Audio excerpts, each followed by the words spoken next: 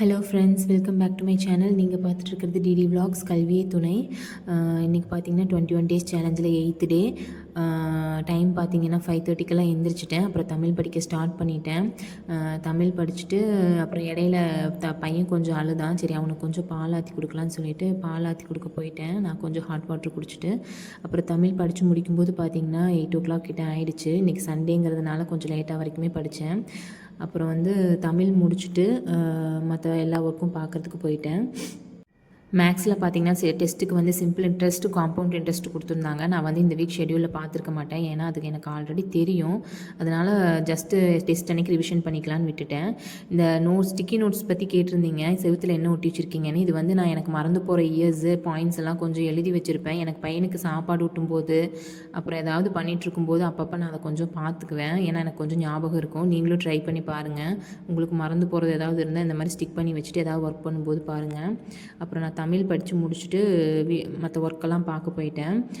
Cooking work எல்லாமே முடிச்சுட்டு அதுக்கப்புறம் நான் பையனை வந்து குளிக்க வச்சு சாப்பிட வச்சு எல்லாம் தூங்க வச்சுட்டு அதுக்கப்புறம் தான் வந்து நான் டெஸ்ட் அட்டன் பண்ணுறதுக்கு உட்காருவேன். எல்லா ஹவுஸ் ஒய்ஃப்ஸ்க்குமே வந்துட்டு இந்த தொடர்ந்து வேலை பார்த்துட்டே இருந்தோம்னா அப்புறம் படிச்சுட்டே இருந்தோம்னா வந்து இடையில வந்து ரொம்ப டீமோட்டிவேட்டடாக அப்புறம் லோவாக ஃபீல் ஆகும். அப்பப்போ வந்து நம்மளை மோட்டிவேட் பண்ணுறதுக்கு என்னென்ன பண்ணணுமோ அந்த மாதிரி பண்ணிக்கணும். எனக்கு இப்போ பார்த்தீங்கன்னா உங்கள் கமெண்ட்ஸ் எல்லாம் எனக்கு கொஞ்சம் மோட்டிவேட்டடாகவே இருக்குது. ஃபஸ்ட்டெல்லாம் தனியாக படிச்சுட்டு இருக்கும்போது வந்துட்டு என்னடா நம்ம பண்ணுறோம், ரொம்ப நம்ம கம்மியாக படிக்கிறோமோ அப்படிங்கிற நிறைய செல்ஃப் டவுட்டு எல்லாமே வரும். இப்போல்லாம் வந்துட்டு பார்த்திங்கன்னா கொஞ்சம் கொஞ்சம் வந்து நானே இம்ப்ரூவ் ஆக எனக்கு சரியாயிடுச்சு. நீங்களுமே வந்து ஸ்டார்டிங்கில் இப்படி இருந்துச்சுன்னா போக போக இம்ப்ரூவ் ஆகியும், கவலைப்படாதீங்க. மேக்ஸ் வந்து நான் குக் பண்ண வீடியோ கிளாஸ் பார்த்துக்கிட்டேன், ஏன்னா எனக்கு ஆல்ரெடி தெரியுங்கிறதுனால ரிவிஷனுக்காக. பிகினராக இருந்தீங்கன்னா கண்டிப்பாக நோட்டு வச்சு பென் வச்சு போட்டு பாருங்கள். இந்த மாதிரி கிளாஸ் வீடியோ மட்டும் பார்த்தீங்கன்னா கண்டிப்பாக மெமரியில் இருக்காது. இப்போ நான் ஒர்க்கெல்லாம் முடிச்சுட்டு பையனை தூங்க வைக்கும்போது 2:13 கிட்ட ஆயிடுச்சு.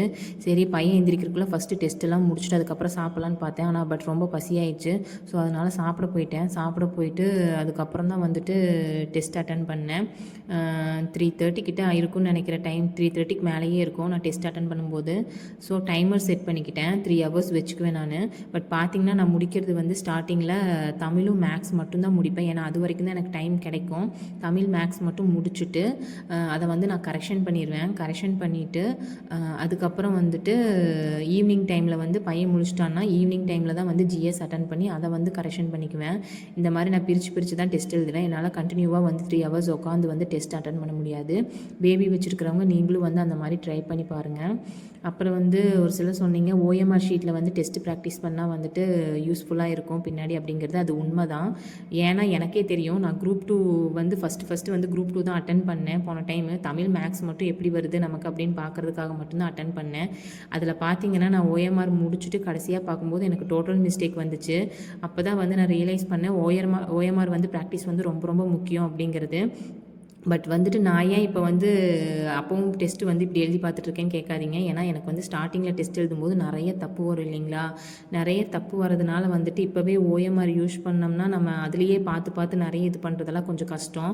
ஸோ வந்து ஓரளவுக்கு ஸ்டார்டிங்கில் வந்து நம்ம நோட்டு வச்சே பண்ணிவிட்டு அப்புறம் பின்னாடி வந்துட்டு கொஞ்ச நாள் கழித்து நம்ம ஓஎம்ஆர் ப்ராக்டிஸ் எடுத்துக்கலாம். எக்ஸாமுக்கு ஒரு 3 months to 4 months முன்னாடி நம்ம ப்ராக்டிஸ் பண்ணிக்கலாம் அப்படிங்கிறதுக்காக தான் வந்து நான் இப்போ பேப்பர்லேயே போட்டு பார்த்துட்ருக்கேன். ஏன்னா இப்போ வந்து எனக்கு நிறைய தப்பு வரும். டெஸ்ட்டு நான் இப்போ தான் ஸ்டார்ட் பண்ணியிருக்கேன். அதனால் நீங்களும் வந்து இந்த மாதிரியே ப்ராக்டிஸ் பண்ணி பாருங்கள். ஏன்னா ஸ்டார்டிங்கில் வந்துட்டு நம்ம எல்லா தப்பும் வரும். அதை வந்து நம்ம ஓஎம்ஆரில் பார்த்து இது பண்ணுறதே கொஞ்சம் கஷ்டமாக இருக்கும். இப்போ நான் வந்து டெஸ்ட்டு முடிச்சுட்டேன். அடுத்து வந்து கரெக்ஷன் பண்ணிகிட்ருக்கேன். முடிக்கிறதுக்கு ஒரு 1 hour 45 minutes ஆயிடுச்சு. டைமரை வந்து ஆஃப் பண்ணிவிட்டு அதுக்கப்புறம் கரெக்ஷன் பண்ணிவிட்டு அதுக்கப்புறம் ஈவினிங் வந்து திரும்ப டைமர் வந்து ஆன் பண்ணி ஜிஎஸ் வந்து அட்டன் பண்ணுவேன். ஜிஎஸ் படிக்கல தான், பட் வந்து ஓரளவுக்கு நான் தெரிஞ்சதை வச்சு அட்டன் பண்ணுவேன். டெஸ்ட் அட்டன் பண்ணாமல் இருக்க மாட்டேன். நீங்களுமே வந்து தெரிஞ்சாலும் படிக்கலைனாலும் ஒரு டெஸ்ட் அட்டன் பண்ணுங்கள். அப்போ தான் வந்து நம்ம எப்படி படிக்கிறோங்கிறது நமக்கு தெரியும். அப்புறம் ஒரு சிலர் வந்துட்டு இவ்வளோ படிச்சுட்டு அப்புறம் வந்துட்டு வீட்டு வேலையும் பார்த்துட்டு எப்படி வீடியோ எடிட் பண்ணுறது அப்படிங்கிற மாதிரி கேட்டிருந்தீங்க. நான் வந்து பார்த்திங்கன்னா இதுக்கு அதிகமாக டைம் ஸ்பெண்ட் பண்ணுறது கிடையாது. சாப்பிடும்போது பார்த்திங்கன்னா நான் எடுத்த வீடியோலாம் வந்துட்டு ஆர்கனைஸ் பண்ணி எடிட் பண்ணிடுவேன் ஃபஸ்ட்டு. அதுக்கப்புறம் வந்து நான் வாய்ஸ் ஓவர் கொடுத்து அப்லோட் பண்ணுறதுக்கு மட்டும் எனக்கு இடையில ஒரு 1/2 hour தேவைப்படும். அதை மட்டும் இடையில எப்போயாவது எனக்கு டைம் கிடைக்கும்போது அப்லோட் பண்ணிடுவேன், அவ்வளோதான். மற்றபடி இதுக்காக நான் பெருசாக டைமெல்லாம் கொடுக்கறது கிடையாது. இப்போ பார்த்திங்கன்னா ஆஃப்டர்நூன் டெஸ்ட்டு முடிச்சுட்டு 5 o'clock மேலே வந்துட்டு அப்புறம் பையனுக்கு தேவையானதெல்லாம் பண்ண போயிட்டேன். பையன் கூட கொஞ்சம் நேரம் இருந்துட்டு அப்புறம் 6:40க்கு மேலே தான் இந்த டெஸ்ட் ஆரம்பித்தேன். ஜிஎஸ் வந்து பார்த்திங்கன்னா ஒரு அளவுக்கு எனக்கு தெரிஞ்ச மாதிரி தான் இருந்தது. ஏன்னா பாலிட்டி வந்து ஆல்ரெடி நான் வீடியோ கேட்டிருந்தேன். அப்புறம் வந்து மற்ற தமிழ் வந்துட்டு 8th ஓல்டு புக் இல்லாதனால நான் ரொம்பவே கம்மி மார்க்கு. ஃபுல்லாக வந்து பாடல் வரிகள்லாம் கேட்டிருந்தாங்க. ஸோ இன்னும் கொஞ்சம் அதில் நோட்ஸ் எடுத்து நல்லா படிக்கணும். அவ்வளோதான் ஃப்ரெண்ட்ஸ், இன்றைக்கி டே வந்து இப்படி தான் போச்சு. இன்றைக்கி ஷெடியூல் படி பார்த்திங்கன்னா எல்லாமே முடிச்சிட்டேன். 8th தமிழ், அப்புறம் மேக்ஸ் வந்து வீடியோ கிளாஸ் பார்த்து அட்டன் பண்ணிட்டேன். மேக்ஸில் வந்து 25க்கு 24 எடுத்திருந்தேன். ஒரு சம் தப்பு, அது ஏன்னு தெரியல. அப்புறம் வந்து மேக்ஸ் வந்து ரொம்ப ஈஸியாக தான் கொடுத்துருந்தாங்க, அதனால தான். அப்புறம் பார்த்திங்கன்னா எல்லா ஷெடியூல் படி எல்லாமே முடிச்சாச்சு. ஈவினிங் டெஸ்ட்டும் முடிச்சாச்சு, கரெக்ஷனும் முடிச்சாச்சு.